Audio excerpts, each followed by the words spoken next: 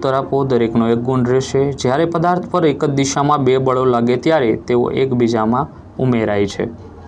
कया विटामिननी उणपथी रतांधळापणुं थाय छे? तो विटामिन ए। ज्यारे एक वस्तु कोई बीजी वस्तुनी सपाटी पर गबड़े छे त्यारे तेनी गतिने अवरोधतुं बळ एटले के लोटण घर्षण। नीचेनामांथी कयो आहार संतुलित आहार छे? तो एक पण नहीं। हवा, पाणी अने बीजा प्रवाहीओ तेमां पसार थईने गति करती वस्तुओ पर खाली जिया लगाड़े छे तो घर्षण बळ।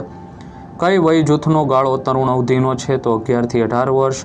आपात किरण ए समतल अरीसानी सपाटी साथे 75 अंशनो कोण बनावे छे तो परावर्तन कोणनुं माप केटलुं होय छे? तो 15 अंश।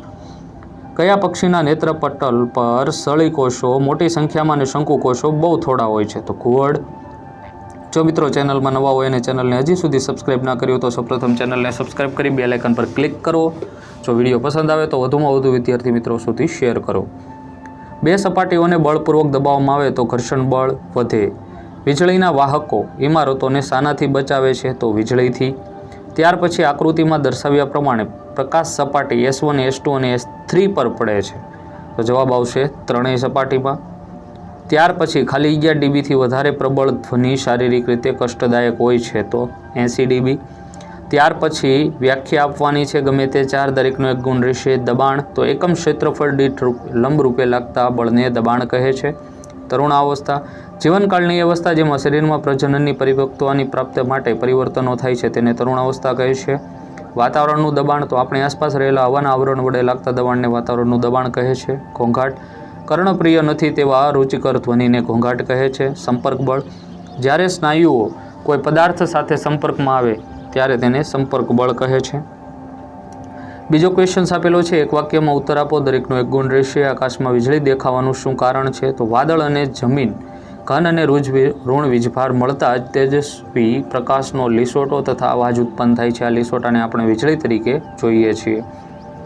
વીજભારિત વસ્તુ પરથી શાની મારફતે બીજા પદાર્થ સુધી વીજભાર વહન કરી શકાય છે? તો જવાબ આવશે વિદ્યુત વાહક મારફતે। પાર્શ્વીય વ્યુત્ક્રમણ એટલે શું? તો સમતલ અરીસાથી રચાતા પ્રતિબિંબમાં વસ્તુનો જમણી બાજુ અને જમણો ડાબી બાજુએ દેખાય છે આ ઘટનાને પાર્શ્વીય વ્યુત્ક્રમણ કહે છે। કઈ રાશિ વડે આપણે નક્કી કરી શકીએ કે આપેલ બે પદાર્થોમાંથી કયો પદાર્થ એકમ સમયમાં વધુ અંતર કાપશે? તો એમની ઝડપના આધારે। શું હંમેશા બળ લાગવાના લીધે વસ્તુની ગતિની અવસ્થા બદલાય છે? તો કે ના। વિટામિન એની ઉણપથી કયો રોગ થશે? તો જવાબ આવશે રતાંધળાપણું। જે પદાર્થોમાં વિદ્યુત પ્રવાહ સરળતાથી પસાર થાય છે અને શું કહેવાય? તો વિદ્યુત સુવાહક। વીજભારિત પદાર્થમાંથી વીજભારના પૃથ્વીમાં વહનની ક્રિયાને શું કહે છે? તો જવાબ આવશે અર્થિંગ।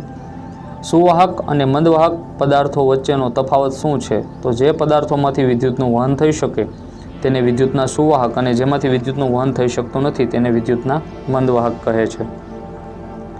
દોરડા ખેંચની હરીફાઈમાં જ્યારે બંને ટીમ દોરડાને એક સમાન બળથી ખેંચે તો શું થાય? દોરડું કોઈ પણ દિશામાં ખેંચી શકાતું નથી તેથી કોઈ પણ ટીમ હાર જીત થતી નથી। તફાવતના મુદ્દા આપવાના છે ત્યાર પછી દરેકના બે ગુણ રહેશે કે નર જાતીય અંતઃસ્ત્રાવ અને માદા જાતીય અંતઃસ્ત્રાવ વચ્ચેનો તફાવત છે આપણે વર્ણવવાનો છે। ત્યાર પછી બીજો તફાવત આપેલો છે તરુણાવસ્થા દરમિયાન તરુણ અને તરુણીમાં જુદા જુદા ફેરફાર થાય છે તો આ ફેરફારોને તફાવતના સંદર્ભમાં લખવાના છે કે તરુણમાં કયા ફેરફાર થશે અને તરુણીમાં કયા ફેરફાર થશે। ત્યાર પછી શંખકોષો અને સળીકોષો વચ્ચેનો તફાવત છે આપણે વર્ણવવાનો છે। ત્યાર પછી આપેલું છે નરના ગૌણ જાતીય લક્ષણો અને માદાના ગૌણ જાતીય લક્ષણો વચ્ચેનો તફાવત છે આપણે સ્પષ્ટ કરવાનો છે। જો મિત્રો ચેનલમાં નવા હોય અને હજી સુધી ચેનલને સબસ્ક્રાઇબ ના કરી હોય તો સૌપ્રથમ ચેનલને સબસ્ક્રાઇબ કરી બેલ આઇકન પર ક્લિક કરો। જો વિડીયો પસંદ આવે તો વધુમાં વધુ મિત્ર સર્કલ સુધી આ વિડીયોની લિંકને શેર કરો। નીચેના પ્રશ્નોના મુદ્દાસર ઉત્તર આપો ગમે તે બે દરેકના 5 ગુણ રહેશે। આપેલા પ્રયોગને આકૃતિ તમારે વર્ણવવાનો છે। એસિડ બેઝ અને ખાંડનું દ્રાવણ વિદ્યુતનું વહન કરે છે કે એની આપણે ચકાસણી કરવાની છે।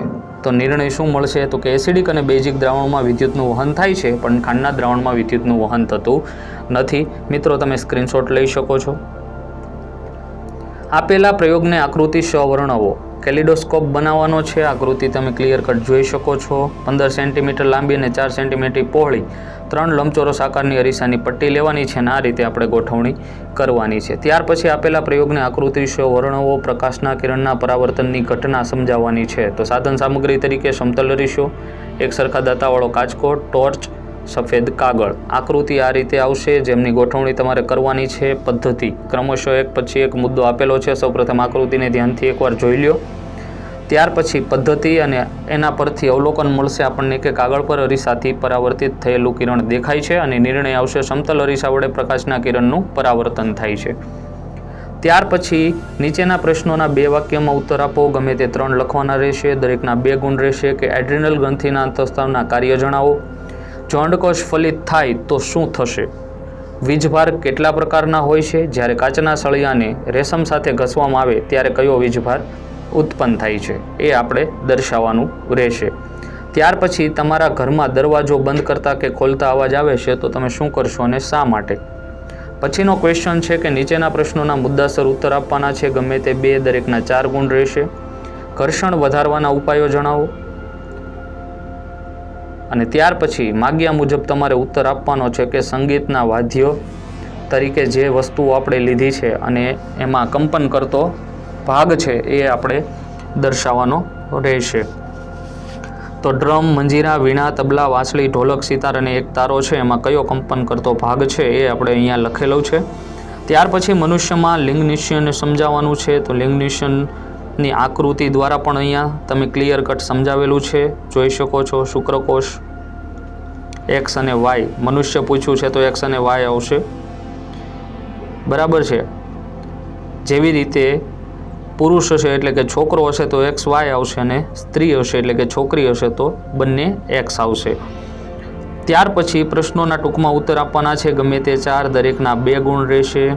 તો સૌપ્રથમ વૈજ્ઞાનિક કારણો આપી સમજાવો કે વ્યવહારમાં ઉપયોગમાં લેવાતી કેટલીક વસ્તુઓ જેવી કે બાથરૂમમાં નળ, રસોડાના ગેસ બર્નર વગેરે પર ક્રોમિયમનું પ્લેટિંગ કરવામાં આવે છે. 43મો ક્વેશ્ચન છે. તમારે તાંબાનું શુદ્ધિકરણ કરવું છે, જે પ્રક્રિયા ઢોળ પ્રક્રિયાના સિદ્ધાંત પર આધારિત છે, જેમાં ઇલેક્ટ્રોડ તરીકે પાતળી શુદ્ધ તાંબાની પટ્ટી અને અશુદ્ધ તાંબાનો સળિયો ઉપયોગમાં લેવામાં આવે છે. તો શુદ્ધ તાંબાની પટ્ટી અને અશુદ્ધ તાંબાના સળિયાને કયા વિદ્યુત ધ્રુવ સાથે જોડવા જોઈએ અને શા માટે? ત્યાર પછી ક્વેશ્ચન છે કે કીટકો અને દેડકામાં જીવનચક્ર પૂર્ણ કરવા માટે અંતઃસ્ત્રાવો કેવી રીતે મદદરૂપ થાય છે? ત્યાર પછી નીચેના સંગીત વાદ્યોમાં કયા ભાગ કંપિત થાય છે જેના કારણે ઉત્પન્ન થાય છે? સિતાર, ડ્રમ, ટ્રમ્પ, મજીરા, વીણા અને તબલા તમે જોઈ શકો છો. કુલીઓને જ્યારે બોજ ઉપાડવાનો હોય ત્યારે તેઓ પોતાના માથા પર એક કપડાને ગોળ વીંટાળીને રાખે છે. ત્યાર પછી પ્રશ્નો છે. નીચેના પ્રશ્નોના ટૂંકમાં ઉત્તર આપો. ગમે તે 3, દરેકના 2 ગુણ રહેશે. ફલિત અંડકોષ છોકરા તરીકે વિકસિત થશે કે છોકરી તરીકે એ કેવી રીતે નક્કી થાય છે? ઘર્ષણના ઘટાડાની 4 પદ્ધતિઓ જણાવો. બળ એટલે શું? ઉદાહરણની મદદથી સમજાવો. ઘર્ષણ બળ એટલે શું અને તે શેના પર આધાર રાખે છે એ સમજાવો. પ્રાંશુ અને પ્રિયાંશી એકબીજાને સામસામે ધક્કો લગાવે છે. થોડા સમય માટે બંને પોતાની જગ્યાએ આગળ પાછળ થયા કરે છે. અચાનક પ્રિયાંશી પોતાની જગ્યાએથી પાછળની બાજુ ખસે છે. તો વૈજ્ઞાનિક કારણ આપો. ત્યાર પછી પ્રશ્ન 5B, ખાલી જગ્યા પૂરો. દરેકનો 1 ગુણ રહેશે. કે આ તરંગોને ખાલીજગ્યા નામના સાધન વડે નોંધવામાં આવે છે. તો સિસ્મોગ્રાફ. જ્યારે પાત્રમાંથી બધી જવા દૂર થઈ જાય ત્યારે પાત્રમાં ખાલી જગ્યા છે તેમ કહેવાય. તો શૂન્યાવકાશ. ભુજ અને કાશ્મીરના બંને ભૂકંપની તીવ્રતા ખાલી જગ્યાથી પણ વધુ હતી. તો 7.5. જો 1 સેકન્ડ દીઠ 1 દોલન થાય તો આવૃત્તિ 1 હર્ટ્ઝ કહેવાય. ત્યાર પછી લાસ્ટ ક્વેશ્ચન છે. ખરા ખોટા જણાવો. નશાકારક દ્રવ્યોનું ઇન્જેક્શન સિરીઝ વડે સેવન કરતી વખતે વ્યક્તિઓમાં ગોઈટરનું જોખમ રહેલું છે. ખોટું. અંતઃસ્ત્રાવ એ રાસાયણિક પદાર્થ છે. ખરું. એક આપાત કિરણ સમતલની સપાટીથી 65નો ખૂણ બનાવે છે ત્યારે પરાવર્તન અંશ ખૂણો 25નો હશે. તો ખરું. જ્યારે પ્રવાહીને કોઈ પાત્રમાં ભરવામાં આવે ત્યારે તે માત્ર પાત્રના તળિયા પર દબાણ લગાડે છે. તો વિધાન ખોટું. એક પછી એક ક્રમશઃ આપણી યુટ્યુબ ચેનલની અંદર બધા વિડીયો અપલોડ થઈ જશે. જોવાનું ચૂકતા નહીં. વિડીયોને ધ્યાનથી નિહાળવા બદલ આપનો આભાર. Thank you. ફરી મળીશું ખૂબ જ ઝડપથી બીજા વિડીયોમાં. ત્યાં સુધી લાઇક કરો, કોમેન્ટ કરો, શેર કરો, સબસ્ક્રાઈબ કરો.